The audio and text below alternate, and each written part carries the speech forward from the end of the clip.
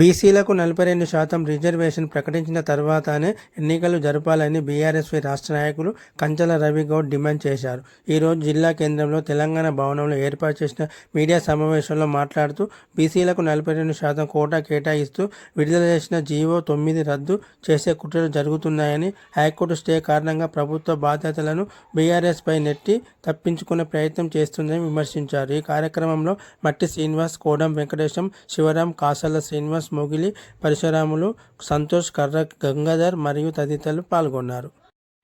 జై తెలంగాణ, జై తెలంగాణ, కేసీఆర్ గారి నాయకత్వం, కేసీఆర్ గారి నాయకత్వం, కేటీఆర్ గారి నాయకత్వం, కేటీఆర్ గారి నాయకత్వం, జై తెలంగాణ.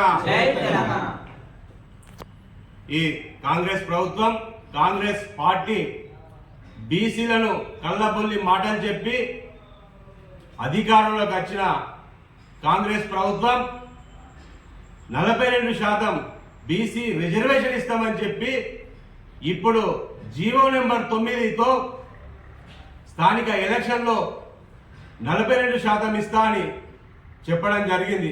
దానికి కోర్టుకి పోతే కోర్టులో ఖచ్చితంగా జీవో నెంబర్ 9 ఖచ్చితంగా కొట్టేస్తారని ఈ రాష్ట్ర ప్రభుత్వానికి తెలిసినా కావాలనే బీసీలను అణగదొక్కాలని రాష్ట్ర ప్రభుత్వం, కాంగ్రెస్ పార్టీ చూడడం జరుగుతుంది. నిజంగా ఎన్నో సంవత్సరాల నుంచి కాంగ్రెస్ పార్టీ బీసీలను అణగదొక్కడంలో, మోసం చేయడంలో నెంబర్ 1 పార్టీ అంటే కాంగ్రెస్ పార్టీ. 2 జాతీయ పార్టీలు బీసీలను మోసం చేయడం ప్రజలందరికీ తెలుసు. మళ్ళీ ఇప్పుడు స్థానిక ఎలక్షన్లో 42% ఇస్తా అని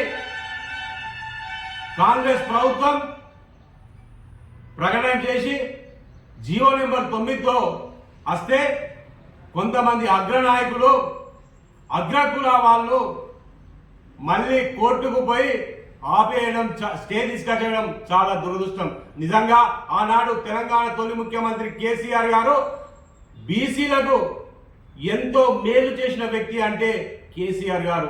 ఇప్పుడు కొన్ని పార్టీలు, మన కాంగ్రెస్ పార్టీ కావచ్చు, బీజేపీ పార్టీ కావచ్చు, కొంతమంది మళ్ళీ బీసీలకు ద్రోహం చేస్తుండ్రు, బీఆర్ఎస్ పార్టీ అని చెప్పడం చాలా సిగ్గుచేటని ఈ సందర్భంగా తిరగడం జరుగుతుంది. బీసీలకు 42% రిజర్వేషన్ ఇస్తే ఖచ్చితంగా బీఆర్ఎస్ పార్టీ మద్దతు ఇస్తుందా చెప్పడం జరిగింది.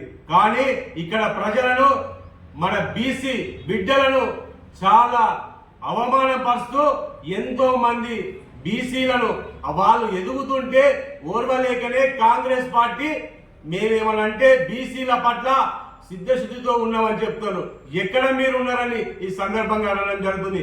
మీరు ఆనాడు ఎలక్షన్ హామీలో కామారెడ్డి బీసీ డిక్లరేషన్ సభలో పెట్టి 42% ఖచ్చితంగా మేము అమలు చేస్తామని చెప్పి, ఇప్పటికీ 42% అమలు చేస్తామని చెప్పి